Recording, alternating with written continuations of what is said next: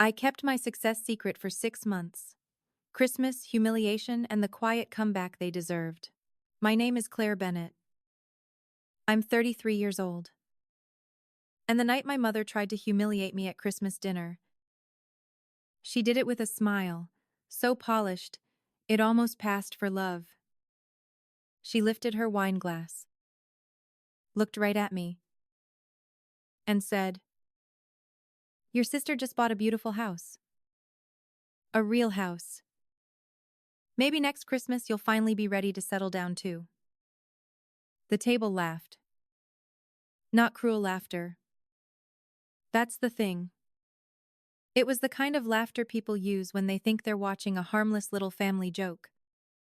And across from me, my younger sister Vanessa leaned back in her chair with that smug look I've known since childhood and said, "Yeah. When are you going to stop drifting and start building a real life?" I set my fork down carefully.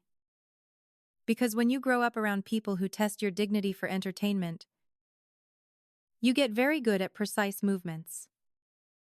Then I smiled. Not the embarrassed smile they expected. Not the wounded one they trained me to wear. A calm one. I already did.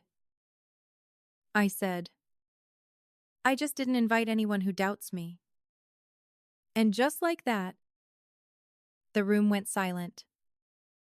That opening confrontation, including the Christmas dinner comparison, and Claire's reply, comes directly from your source text. To understand why that sentence hit so hard, you have to understand the role I'd been assigned in my family years before that night. In my mother's version of reality, Vanessa was the daughter who made sense. She had the polished job title, the staged relationship, the social media milestones, and now a house with a front door my mother could point at like proof she had raised one daughter correctly. I was the daughter who required context. And my mother hated context. She hated anything she couldn't summarize in one sentence to relatives, church friends, or women she secretly competed with. So instead of describing my life honestly, she reduced it. She'd say I worked with old furniture, as if I spent my days dusting thrift store cabinets instead of restoring estate pieces, consulting on historic interiors, and running a specialized business people booked months in advance. She'd say I liked the quiet life, which was her way of translating discipline into deficiency. She'd say I was still finding myself, even after I'd built a client list, hired part-time help, and started making more money than anyone in the family expected from me. The truth was simple. I built a real career. I learned wood grain, structural restoration, veneer repair, custom stain matching, pricing, negotiation, and the hard skill of standing your ground when people think working with your hands means you should be grateful to be underpaid. I didn't drift into my life. I built it. Your file explains how Claire's mother and sister constantly minimized her real craftsmanship business while praising Vanessa's visible milestones. Vanessa understood the family system early. She knew how to turn ordinary life events into family theater. A promotion became a celebration. A couch delivery became proof of adulthood. A house purchase became a crown. She wasn't kinder than me. She was just fluent in the language my mother loved most. Visible achievement, packaged for admiration. And because I was tired of being translated badly, I stopped explaining myself. What they didn't know was that 6 months before that Christmas, I had bought an old boarding house on the coast of Maine. Not because it looked impressive on paper, because it felt right in my bones.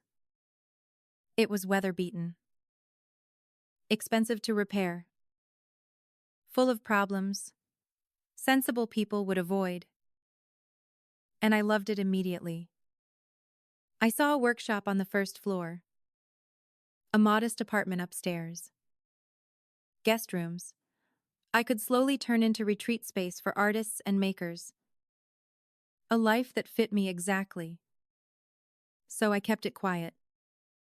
Not because I was ashamed, because unfinished joy is too fragile to hand to people who treat your life like family entertainment. By Christmas, the roof repairs were done. The main staircase was safe. My workshop was running. The house no longer felt like a project. It felt like home. That hidden success is central to the story. Claire secretly bought and began restoring a main boarding house that became both home and business foundation. So when my mother and Vanessa started in on me at dinner, they thought they were mocking the same old version of me. The unfinished one. The drifting one. The one they could always define for me. They had no idea they were talking to a landowner with a workshop. Business plans. Bookings. Tools. Invoices. And a set of keys in her pocket. When I told them I'd already settled down, Vanessa laughed at first. Then I said it plainly. 6 months ago, I bought a boarding house on the coast of Maine. I live there. I work there. I've been restoring it room by room. It's my home. Mi studio. And the foundation of the next phase of my business. That changed the room. My mother repeated, a boarding house, like the shape of my success offended her. Vanessa tried to say it wasn't the same as her house. And I cut in before she could finish. No. I said, it's not the same. You bought a house. Everyone can recognize in one glance. I bought a life that fits me. Those are different things. That was the moment the geometry of the table changed. For the first time, people weren't looking at me like the family question mark. They were looking at me like the only person telling the truth. Claire's revelation about the boarding house and her distinction between a readable milestone and a life that truly fits her is a major turning point in the uploaded text. And once the truth was out, the whole family system started showing itself. My mother immediately tried to regain control. She said families are supposed to share things like this. But that was never the real injury. She wasn't hurt that I hadn't told her. She was offended that something important had happened without passing through her first. Without her ranking it, framing it, attaching herself to it. Vanessa called my decision quirky. That word landed harder than she intended. Because it perfectly captured the family strategy. Reduce. Reframe. Dismiss. Call the serious thing charming so you don't have to respect it. So I answered her. I bought commercial-grade equipment, renovated a multi-room coastal property, built a workshop, secured recurring clients, and created a sustainable business model around it. That's not quirky. It's infrastructure. For once, support came from the room. My cousin went quiet. Megan spoke up.